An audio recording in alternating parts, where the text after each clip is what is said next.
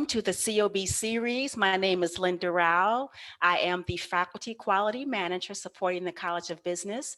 And this morning we are going to have a conversation that I think is something that's very relevant to all of us, and it's talking about burnout. But before we get started with this, I wanted to share some information with you. One, this session or this conversation is being recorded for training purposes. So I just want you to be able to keep that in mind as you share. Two, this will be a very interactive conversation. So feel free to use the chat box. If you haven't done so already, grab a piece of paper, a pencil, a pen. You can use your phone because we are expecting for you to participate. And last but not least, this conversation hopefully will give you 3 strategies that you can walk away with. One of them is, first and foremost, being able to identify where do you fall on the burnout spectrum. That is so important to understand. The second strategy that we're hoping that you're going to walk away with is just being able to self-reflect and looking at your life, looking at yourself, reflecting over your life as a person to identify what area of your life is on fire.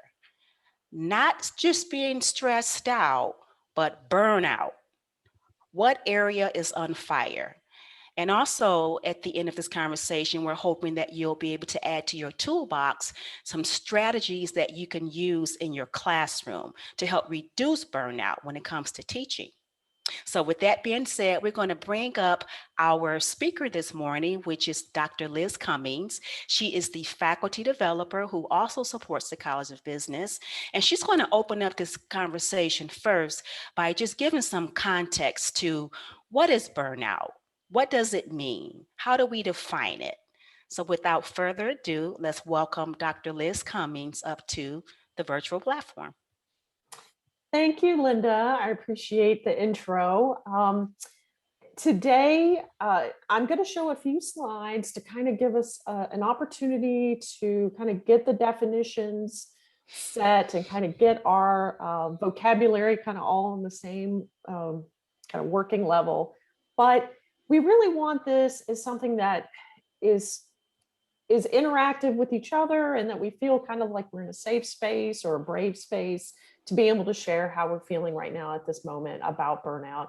I see we also have Dr. Chelsea Lenoble. Hi, Chelsea. Thank you for joining us. She also works very much in this, in this field. So I can't wait to hear from her later. And we kind of see this as more of an informal discussion. So I've got like 4 or 5 slides, nothing too formalized, because we really want to kind of create that community and that area where we feel like we can kind of talk to each other about this.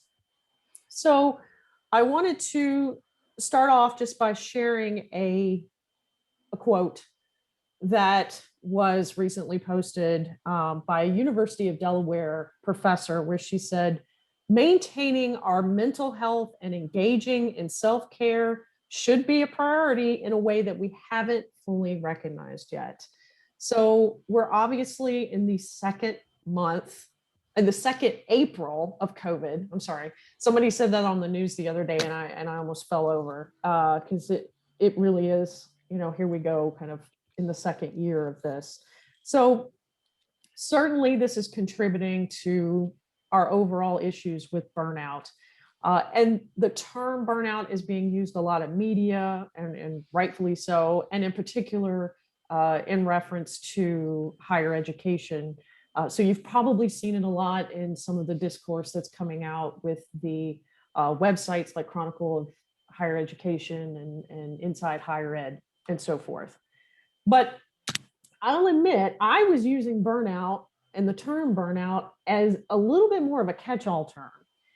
But when I kind of looked, I started to notice that it really is a specific definition. And this is the one that's defined by the World Health Organization. And they say it is a syndrome conceptualized as resulting from chronic workplace stress. So it's specifically driven from workplace stress. And you can see towards the bottom, it mentions it really shouldn't be applied to describe experiences in other areas of life. However, we all know that we don't set down our personal issues or troubles or concerns when we walk into a classroom, whether it's online or in person, and vice versa. You know, so much of what we do now is intertwined, even in the physical space, and especially for those of us who teach online. Even before all of this started, burnout could be an issue. In the definition, you know, it highlights three dimensions that it's characterized by.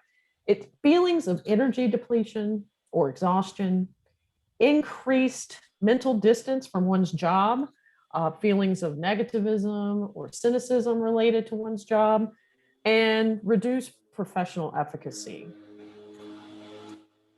So in kind of in line with that, what are some of these signs that we can see from ourselves? So just like I mentioned, physical and emotional exhaustion, cynicism, which I kind of cracked up when I first saw that, because I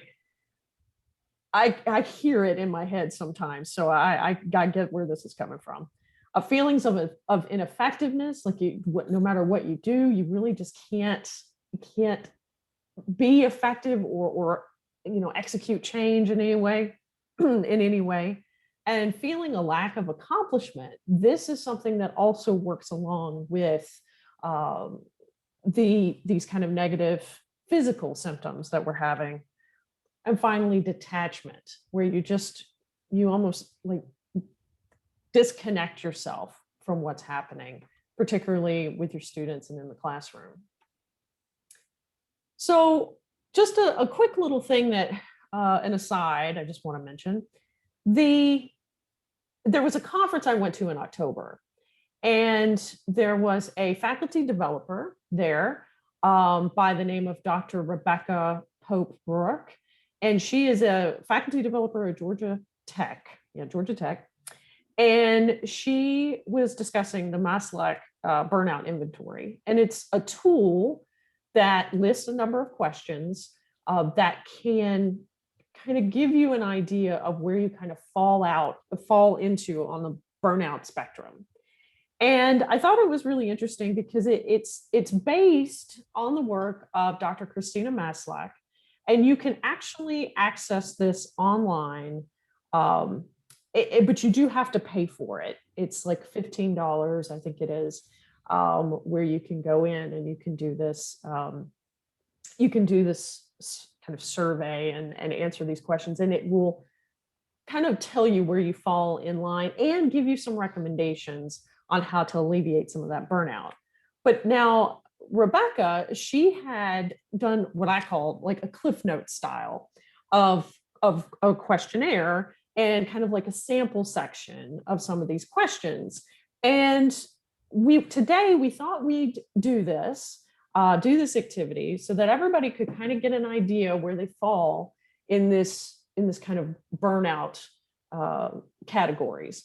And so I'm going to take it with everybody right now, and I would encourage you to get a piece of paper and a pen and rate how you feel based on these statements on a scale of 1 to 5. So 1 meaning I never feel this way, 5 meaning like I feel like this all the time. And I would ask at the end, and I think Cody's going to pop this into the chat box, if you would self-report, and it's completely anonymous, so I won't see it on my end, and no one will see it in the presentation or anything.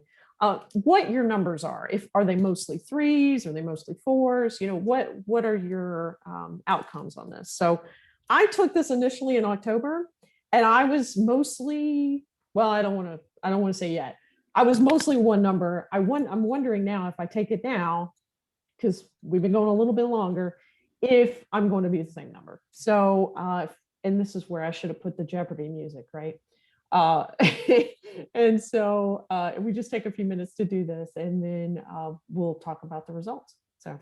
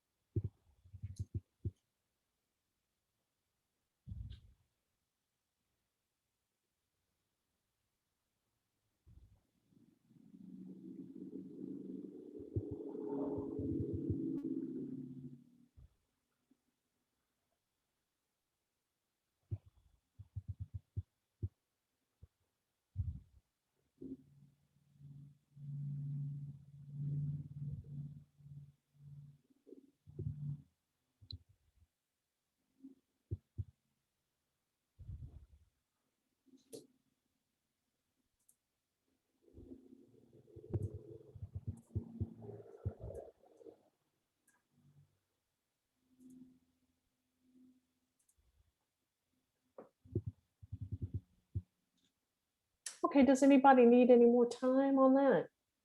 And just raise your hand.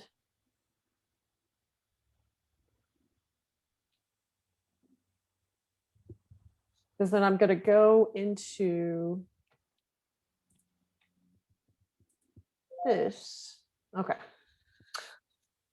Okay, so right now we have mostly 4s. Okay, some people are coming in, mostly 2s, mostly 3s. It's kind of moving around a little.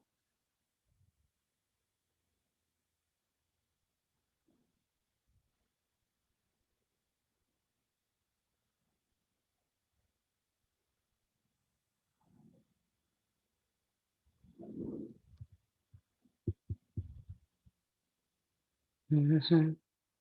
Yeah, Linda's like, Mhm. It kind of reflects what we were doing the other day because we were kind of polling ourselves a little bit. Angie, you have a question?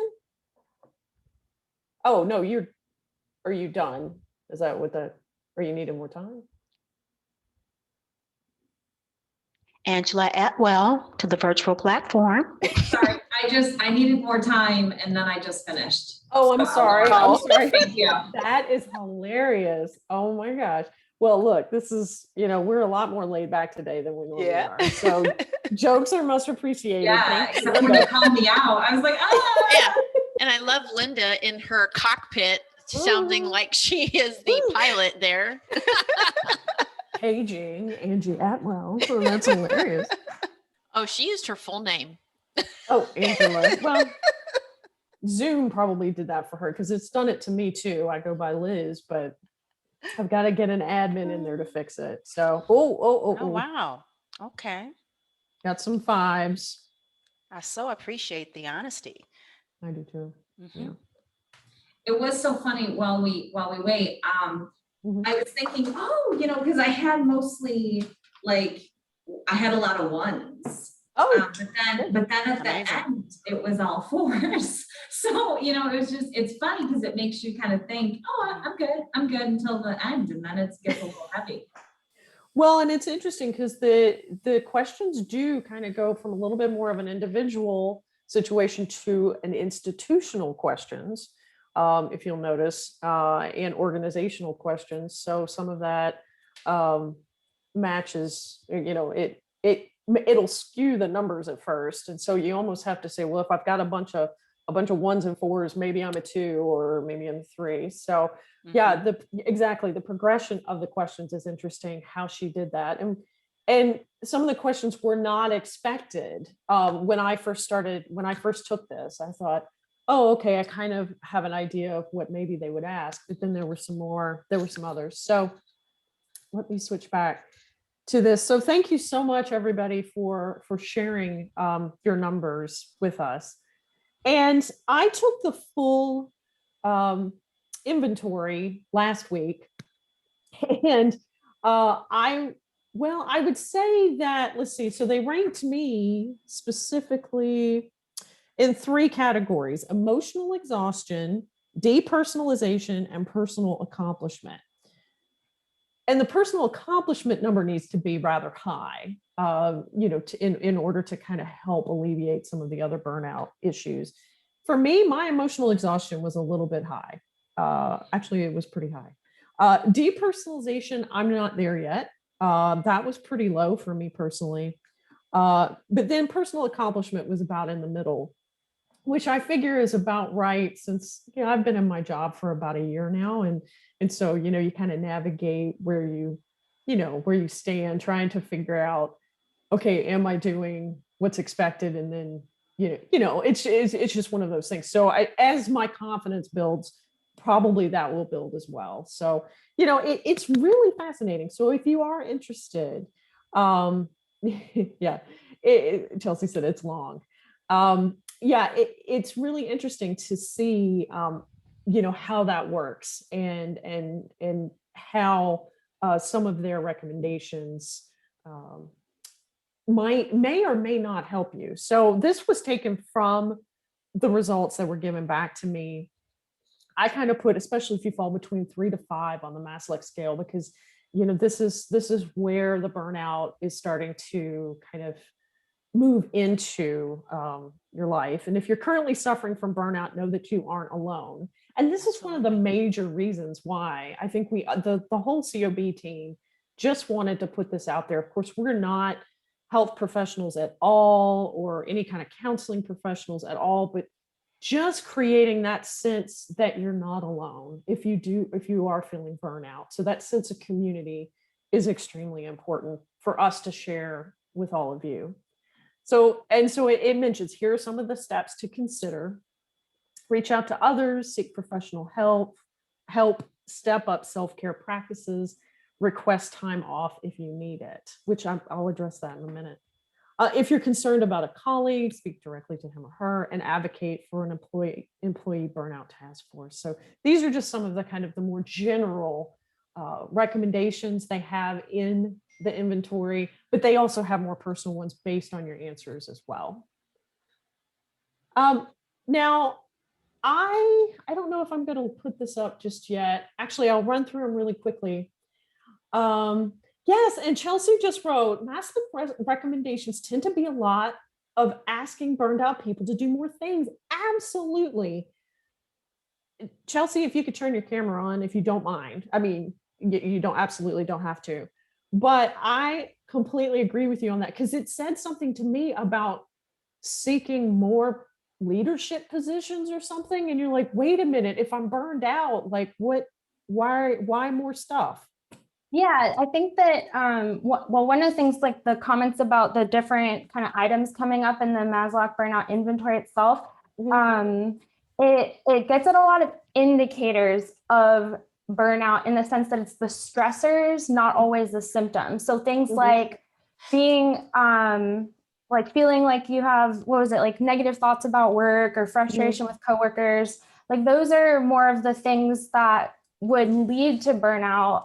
Rather than like emotional exhaustion, depersonalization, reduced personal accomplishment, so that's always been like a thing for me is, well, where is it measuring the emotional exhaustion as opposed to things it thinks might be causing my emotional exhaustion, which is, two different things. And then a lot of the burnout stuff started very individually, like do more self-care and find time to detach from work. And that's not like a luxury all people have to really have autonomy over. So recently there was a meta-analysis on burnout interventions, and it basically said that interventions at the individual level do just about nothing, and they have to be like systematically done with the whole organization, recognizing that it in itself can cause a lot of those features to appear in a work environment that would be the things people are responding about. And a lot of times you don't have any agency over those things. So asking people who are emotionally exhausted to step up and offer to do one more thing when their plates are full, when they have no energy, like it doesn't make sense to me. Well, and it's interesting you bring up the systemic kind of issues that are built in. I think a number of our instructors are adjuncts. And for me, the adjuncting system, the precarity of the jobs with adjuncting, the whole system itself, to quote Angie from earlier today, sometimes you just need to burn it all down and start over somehow, and not just from, she wasn't talking about adjuncts, but the system is very difficult to kind of sustain on on the structure that it's built on, Yeah. So, Are you treating a symptom, or are you actually treating the disease? Right. And adjuncts, yeah, absolutely. Adjuncts rock, and they should have as much support as we can give them. But unfortunately, the systems aren't in place to support them as much as they should. And I think that is contributing to a lot of adjunct burnout on a much larger scale, that we're dealing with. So yeah, Linda, I saw you mentioned, yeah. So yeah, it's really tough. So I just want to bring up, we did post the article. We posted an article called "The 8 Strategies to Prevent Teaching Burnout," and by Flower Darby, and she did this, or they published this in, I think January 13th, 2021. And she lists a number of strategies to particularly help with teaching online. Now, some of these are a little bit more for the faculty that went from like face-to-face teaching to remote teaching. So they weren't maybe necessarily doing online instruction from the get-go. But she lists a number of strategies. So if you haven't had a chance yet to read the article, I would recommend it. But it mentions to keep it simple. Don't teach the same way online as you do in person, which I think most of us realize that as kind of experienced online instructors. And then again, depending on how our courses are designed, this might not apply, but aim for the right balance of synchronous and asynchronous. Hit pause or build in breaks from the get-go, and that's for you and your students. Schedule wisely, also with yourself in mind. Communicate strategically and sustainably, and be as candid as you can with students. For instance, if you're going to be late in grading or stuff, we, even at RCTLE, we encourage you to put in an announcement, but students are going through much of the same thing that instructors are as well. And streamline grading. So this is where you can really use the technology, the markup tools, and things like that to help you through the grading, to help speed that up. So what I really want to do, though, is to kind of take this off the screen and have everybody who feels comfortable to turn their cameras on, and we can just chat about it. Well, I think Cody's going to put these 8 kind of strategies in the chat box so we can refer to them. But I would love to see everybody's faces and just to chat. We're just going to leave this super casual. And yes, and somebody said adjunct burnout is very real. I see colleagues with 35 students per class with 2 classes having to respond to a third of the student discussion boards every week. This is about 24 per week times 9 weeks, or about 215 individual posts. And Mark, yes, absolutely. And so, there's trying to keep up with the large amount of feedback and responses, and if you get behind at all, there's that panic, and that I think that contributes to burnout as well. Any thoughts about working in discussions and whatnot, or any other? I appreciated the piece where you were talking about the physical and the emotional exhaustion. I'm going to just share a personal story with you guys, and hopefully this can encourage someone or help somebody. So this is just being totally transparent.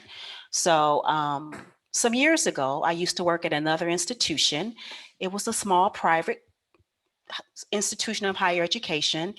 And at that time, I worked with a phenomenal group of colleagues. We were so ambitious. We were given the green light to be change agents at this institution, and we took it seriously, and it was just awesome. The synergy was just magnetic. So it was almost like a gift and a curse at the same time. So what happened was, we had this running joke in the office where we got stuff done. So much so, it was at the detriment of sleeping.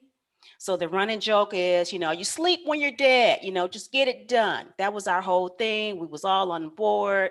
It was dangerous. Another running joke we had was we didn't have lunch.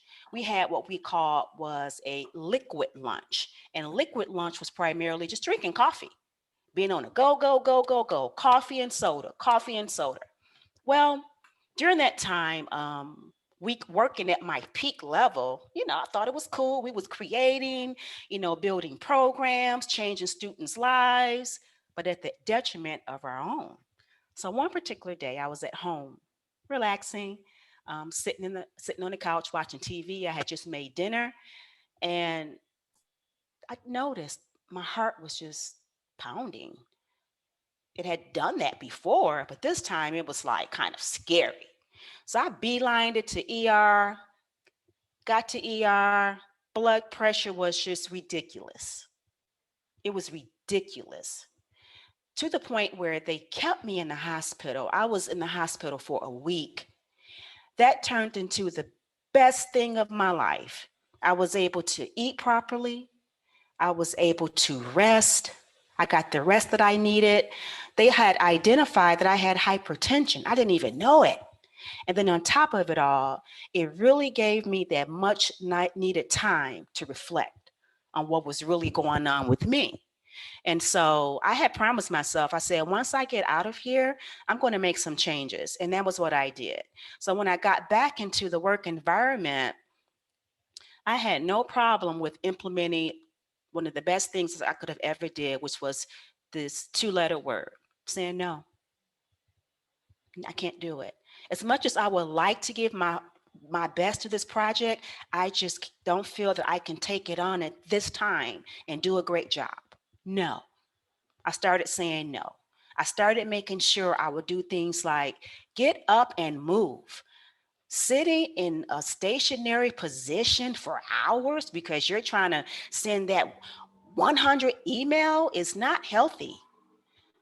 I stopped doing that. I made sure I took my lunch. All these things that I put into place were non-negotiable. I started sleeping for 8 hours. I didn't care what was going on. At 9 o'clock, boop, I'm in the bed. May not have fallen asleep until about 11, but it was just a ritual that I added to my toolkit. I realized that during that I was burnt out. I had so many projects that I was doing. I was on so many committees, it was just unhealthy. I just felt like if I didn't do it, if I didn't show up, the world was coming to the end. And actually it was a lie. I was killing myself. For me, the biggest takeaway was understanding that we all will have stress in our lives. Stress can be healthy, but when it migrates over to the area of burnout, it can kill you. So I say that to share with you in hopes of inspiring someone to take inventory of where you are in your life. Are you on the burnout spectrum? Are you taking on tasks and doing things that's compromising your health? Well, for me, fast forward to 2021, I'm so healthy. I got off of the blood pressure medication. I work out every day. I eat healthy. All these things are non-negotiable. And I make sure that I carve out my time for my solitude and my peace. And I realized too that with the whole multitasking, I don't do that. I'm old school. I got rid of that because really you don't have control over time. You have control over tasks, but you don't have control over time. So since I understand that and realize that, one task at a time to completion so I can feel a sense of accomplishment and get her done. So I just wanted to share that with you all because I know that at some point in all of our lives, we will experience burnout if we're not careful. Some of us, it could be a situation where you don't recover from it. But for some of us, it can be used as a teachable moment of how to make choices and decisions that's best for you so that your organization can get the best out of you. So I just wanted to share that. Thank you, Linda. Thank you so much. I know how hard that must have been. And I know you said you were super grateful for it though. So super grateful, super, because look at me now. Yeah. I learned so much. Rachel, you have your hand up? Thanks, Linda. Rachel Bigness. Hi.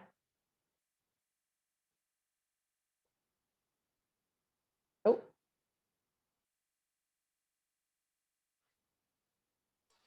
Okay, I thought I saw Rachel and then she was gone. I think she froze for a minute. We may have lost her. Oh, okay. Well, when she comes back in, I noticed she was very still. Well, I wanted to address too, there's been some discussion in the chat box, and I think this is a great idea, something to talk about how to deal with the discussions, because there are so many that we're kind of expected to interact with. And if you have two classes running at the same time, and I have a number of our CTLE staff in this call. So yes, I'm going to be pointing at you guys. But I think that, this is where you get into that kind of tricky thing about trying to work smarter and not harder, because we don't want copy and paste information. Obviously, we want very personalized feedback for our students. But I think there's ways that you can tweak it. So I'll give an example of what I did this week in my class for another university. So they're working on their annotated bibliographies for this project that they're doing. And I addressed them, like the first part of the feedback is specific to them, but then I had a second part that I did kind of copy and paste, I'm going to admit, that had the resources, it kind of showed them where to find specific resources within their library online. We have a dedicated kind of subject page made by one of our subject librarians. And so I was making sure that they had access to that. And then I kind of blended all of that together into their feedback. Does anybody else kind of do kind of a mix of this? Or do you try to give nothing but individualized feedback for each person when you're grading, or in the discussions too? What are there any kind of tricks of the trade that y'all have? Marvin, I think I saw your hand. Hey. Yes. Hi. Can everybody hear me okay? Yeah. You sound good. Okay, good. I appreciate you bringing that topic up, because, as many of our instructors have lots of students and trying to, be as creative and individual as possible throughout that entire 9-week period. Something different for every student, it can be a little bit challenging. So what I always do is, when I'm reading through, whether it be their discussions or whether it be their course assignment submission, I will find a line within their individual assignment, and I will cut and paste, and I will cite them as part of my feedback. Oh, that's nice. So I start out basically, hey, Mike, excellent job on this assignment. You stated, cite them. Then I go into, please work on this, please work on that, please work on this. I really enjoyed this. Even in the discussion post, I will tell them, great job on your peer review. I especially enjoyed reading your thoughts to John's post. Right. So I like that. Every time, every discussion response or every assignment feedback is different, because every student's quote is different. Well, and they feel like they're being heard. You're hearing them because you're telling them. Right. And they I would hope they also feel like that we actually looked at their work. Right. Right. Exactly. He actually reads this stuff. Yeah. So that is what has been, I thought has been successful for me over the time I've been teaching.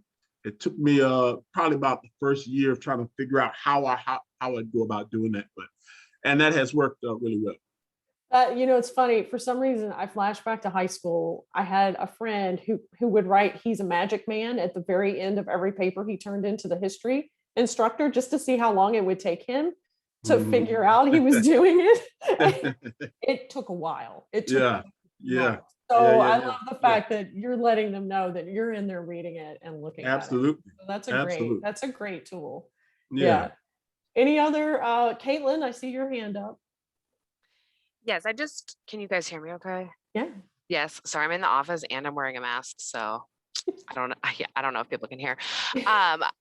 In an effort to kind of preserve our boundaries, we understand that it might not be possible to reply to every student every week, which is okay, but there is that minimum that we have to hit.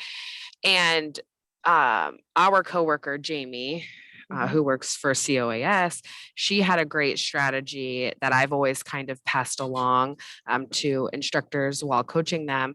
And she prints out her grading roster, and every week that she replies to initial posts, she marks down which students she replied to that week. And then she tries to intentionally switch it up every single week. That way, over the course of the term, all students are getting, specific responses, and that gives her the time and the space to provide that individual feedback. So I just wanted to share that because I think that that is a really great strategy. Oh, I think so too. And I think that, I think Susan too, also one of our colleagues, was mentioning at some point in the semester, everybody hears directly from her within the discussions, so that way she's touching kind of every part of the course, which I think is really important. Angie, I see your hand up.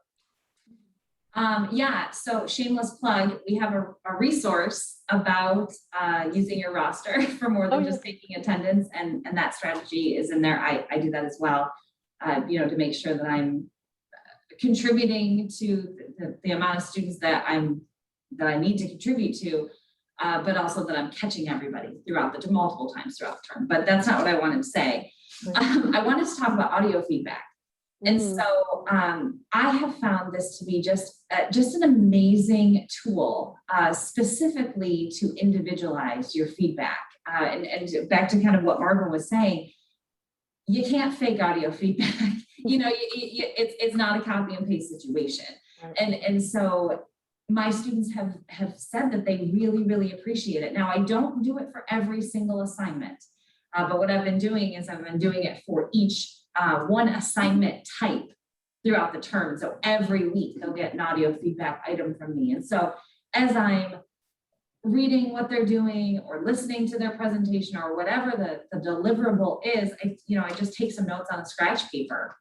And I do, like what Marvin said, I talk about what they did. And so it's not necessarily that I have these things and I want to be sure that I tell you, but we talk about your work and the things that you're doing well and the things that I'd like to see next time and the things that you can improve upon. And here are some resources and whatever. And it just, with the audio feedback, it's so easy. I've got I use my phone, to do it. So I've got my screen up and I see the submission there and my grades are there, but I use my phone for the audio feedback. And it just is so much more personal. It's so quick. Instead of having to spell check everything and make sure everything is written correctly and make sure that all of my points are there.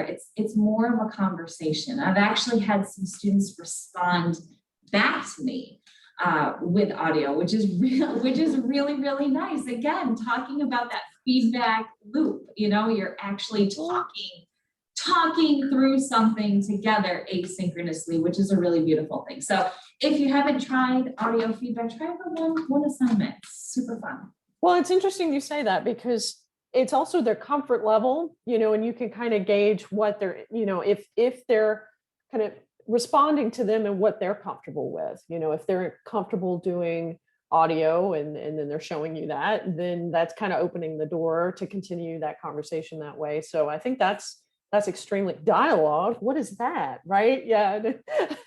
Heather wrote in the chat box. Yeah, that's exactly what we want to have happen, is for it to go back and forth in between. Chelsea, you have your hand up. Yeah, one thing that I've tried that I was just curious to see if anyone else had thoughts on it was sort of like a periodization type of approach to discussion boards where like essentially, modulating the effort and energy you put into it based on like the needs of that period of time in the class. So like in the beginning, I will spend a ton of time, even responding to every single student with a specific like model of this is, what I'm trying to establish as how we respond to one another in the class. So essentially like every response I do is role modeling what I want to see the students do. But then over time, as they pick up on that, I just kind of keep the ball rolling. Like there might not need to be, as much in depth of a thing because they've now created the culture amongst themselves that's how they respond to one another. And then, perhaps more toward the end of the course, like I'm not going to interrupt that either. Then it's more of like just making sure, hey, there's this thing you hadn't thought of or whatever it might be, even like a slight kind of course correction, but that it's like more so the beginning of the class, establishing this is how we communicate with one another in the discussion, and then kind of letting them take it from there and not like interrupting, and also not making everything revolve around the instructor and how they respond. But I also, I don't know if anyone has thoughts on that or if they've tried it. Yeah, that's a great question. Has anybody kind of implemented that? Or I like the modeling, the modeling is always great. And I think a number of us that I've seen as instructors often reach out in that first week even just in the introductions, just to try to hit everybody rather than, you don't want to just respond to a third of you. I'm just saying hi to a third of you in here in the Zoom room, and that's it. So I think that that's interesting that we jump in pretty full force, but then, you've modeled it, and then you can kind of take the foot off the gas or rather let it go on autopilot. So I was wondering if anybody else kind of implements that or. So I don't have a real structure behind it, and I think, the staff has probably seen the way I respond to my students in the discussion posts and things like that. But I'm all hands on deck almost 9 weeks throughout the time period. But there will be times when the discussion between the students, is phenomenal. And the only thing that I will add to it is, outstanding conversation between John and Mary. Use this as an example of what I'm expecting to see, things like that. But I won't jump in the conversation, as Chelsea mentioned. I wouldn't jump in and interrupt because it's going fantastic. You know what I mean? So, and of course, it's just me, doing what I do, without any real, structure or putting a title on it or anything like that. And it works. It's worked quite well. It works quite well. And I put the push notes in. I find sometimes I have to put a push note in to say, hey, let's get going. Yeah, and that's a great idea too. Where is everyone? Sometimes things will stall. It'll stall out, or they're all waiting for somebody else to kind of get in there first. Exactly. And you're like, Right. okay, exactly. Y'all, it's Thursday, and no, Right. Exactly. it's not going to work. Right. Yeah. So it's alive and well. Right. To that Yeah. point, I think discussions are really interesting because from a student perspective, you're like, oh, yay, another online class where I have to respond, do my post and reply to a minimum of 2 people. Yay, I can hardly wait, So it's, I've always compared discussion boards. I've been in plenty of classes where you don't hear anything from the instructor. And for me, that feels like if I'm in a math class and I'm raising my hand because I have a question, but the instructor never turns around because they're just writing the problems at the board the whole time. It's really not helpful that you're showing me what to do when you're not pausing to acknowledge, the questions that people have and turning around. So for me, the participation in the discussion forum is just that acknowledgement. And so I think there's so many ways to be successful in that, whether you connect students. And I think my best experience as a student is when the instructor would always share a personal or professional experience related to the topic, but moreover would network with the students. And I'm very passionate about networking in general.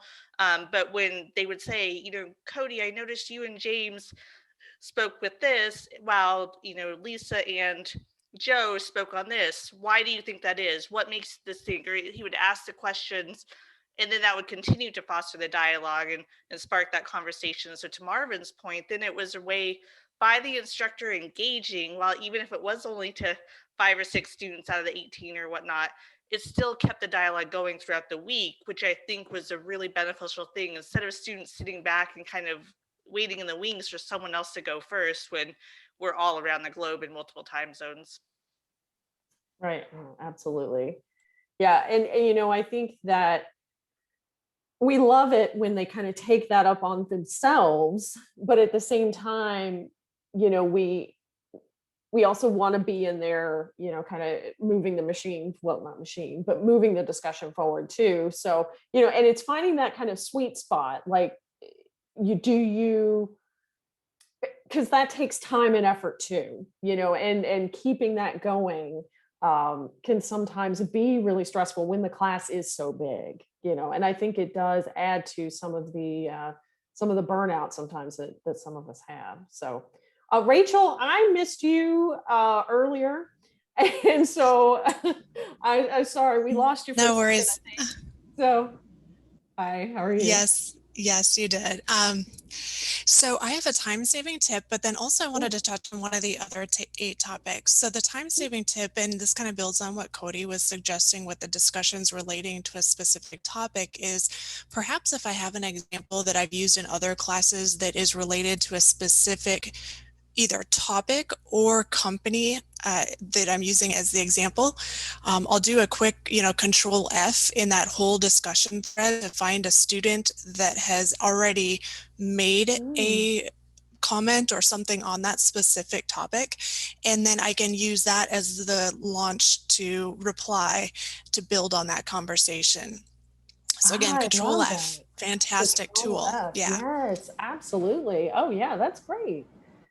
And then the other thing that I wanted to comment on in the 8 tips was related to the one, have a schedule, build a schedule, and be candid with your students. So I've learned, and this is to kind of build off what Linda said, one, how to say no through the PhD program. That's, I think, the biggest takeaway out of my entire doctoral program was I had to learn to say no, but also how to schedule my time. And I've actually blocked out now time for grading or time for discussion activity, things like that in my day, so that I know kind of what I'm expected to do. And then I can translate that expectation to my students so they know, let's just say by Tuesday, that she's going to have some feedback for me on the discussions, because by Thursday, they're going to have to make discussions for the next week.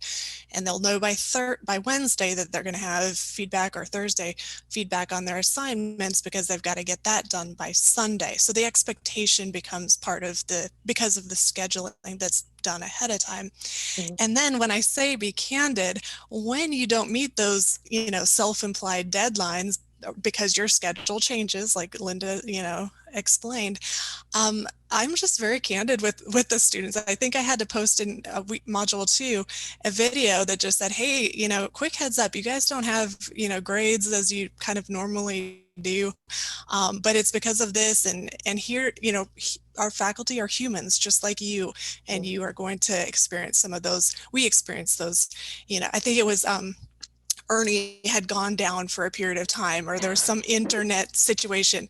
And, so it just allowed me to kind of bring a human voice to the classroom, which I think is very important. Being candid. Yeah, absolutely. I completely agree with you, Rachel. I think the more kind of we show our humanity, it makes it easier for them to share as well, and feel comfortable coming to us. I think that for me is extremely important, because if that kind of relationship doesn't happen, things can escalate and go wrong on something very minor. That's something that you could probably, deal with within the classroom very easily and very quickly. And so, yeah. Rachel, did you have a follow-up to that? Or you just still have the hand up? I will take it down. Thank you. Oh, okay. I didn't know if it was a follow-up question. Angie, I see your hand up.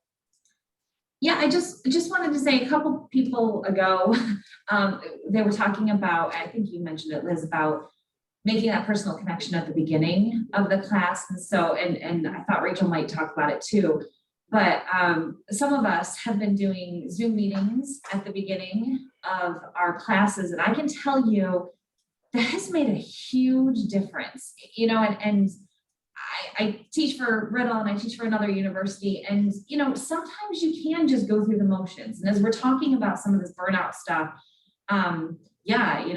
students have to contribute to X by Thursday, and then I have to contribute, and then I have to grade, and you just kind of have that internal clock in your mind and a checklist of things that you have to do.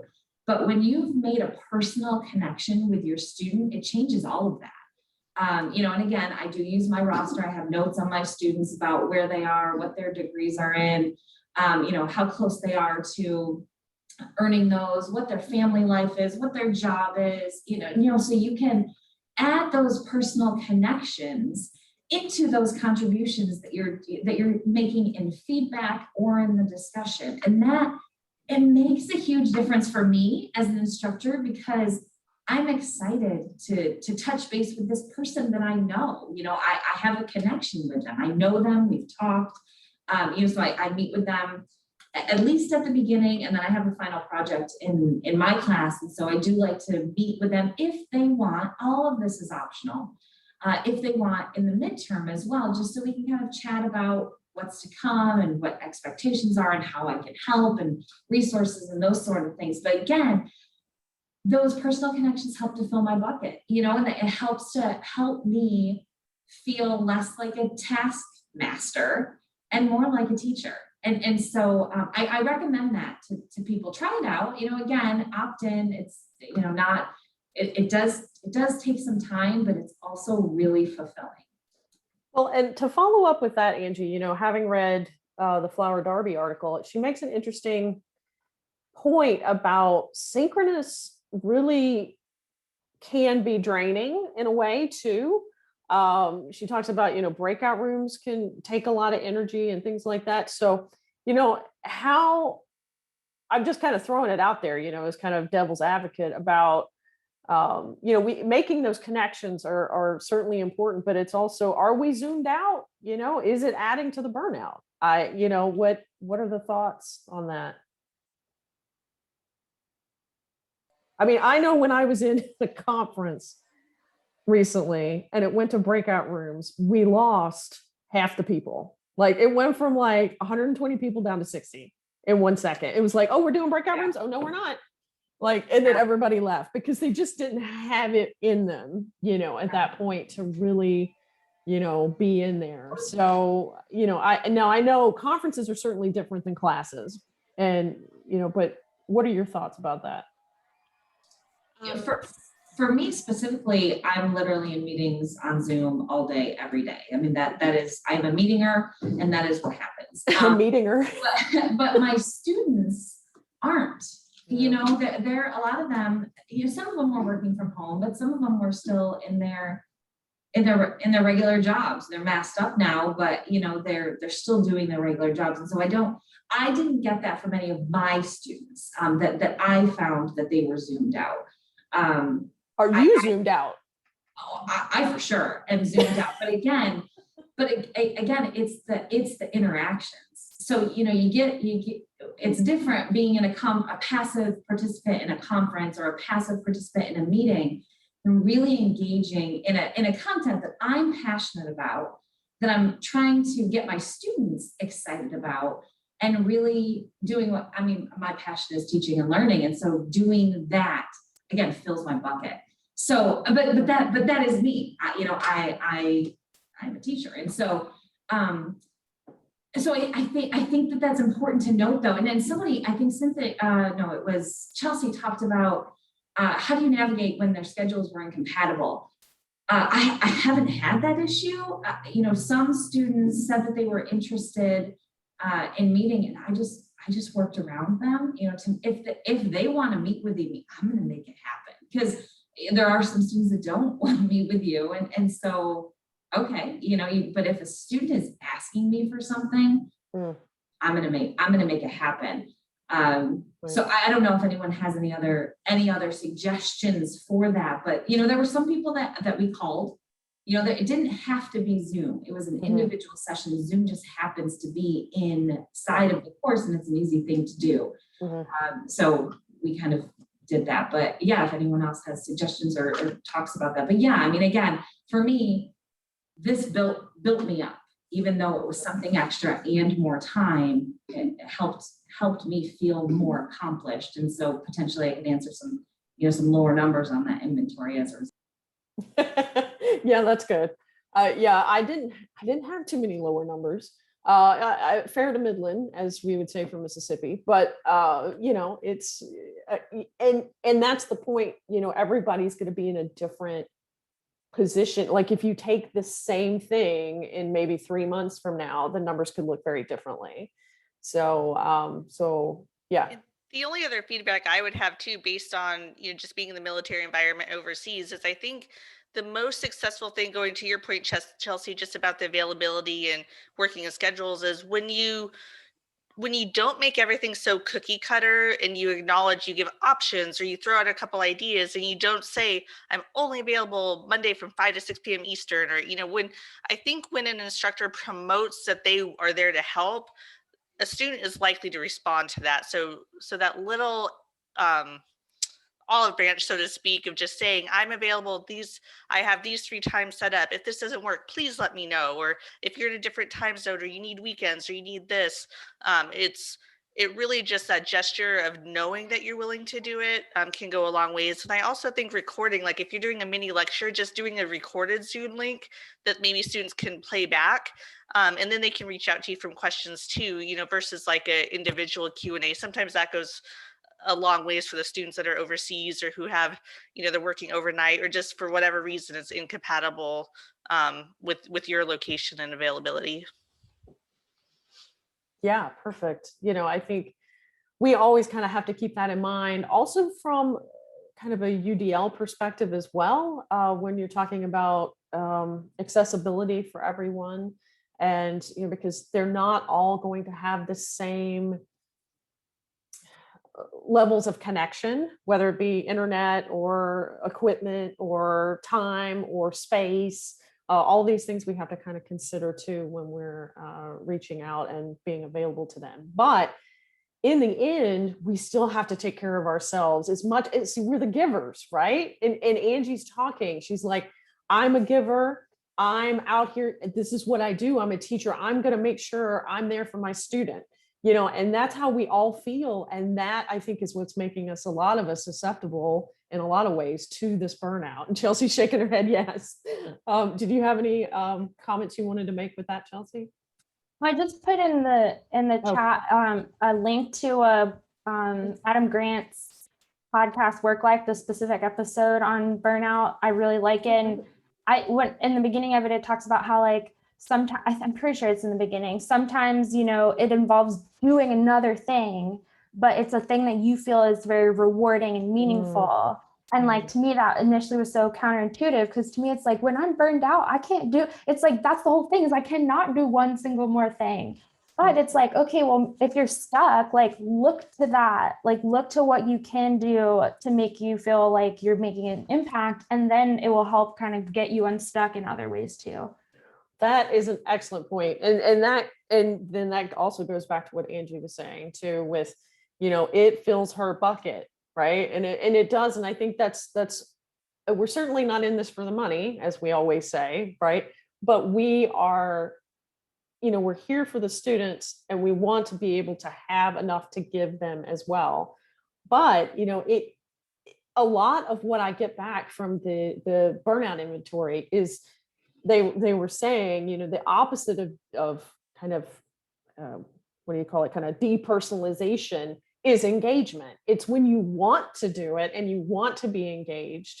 And so that it is doing something else, but it's what you want to do. It's focusing on those things that do fill your bucket and whatnot. So I think that's a great thing to kind of wrap up with today. This has been a wonderful conversation, everybody. Thank you so much for joining us.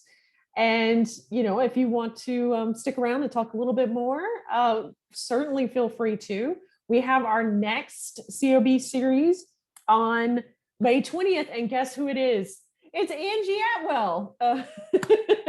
Yay, Angie. And she's going to be speaking with us about motivating students, leading the way to achievement. And that's May 20th at 8:30 Eastern in the morning. So, yeah. So thank you so much for joining us. And we hope you all have a wonderful day, and take care. So thanks. Bye. Or you can hang out with us too. My coffee's cold, but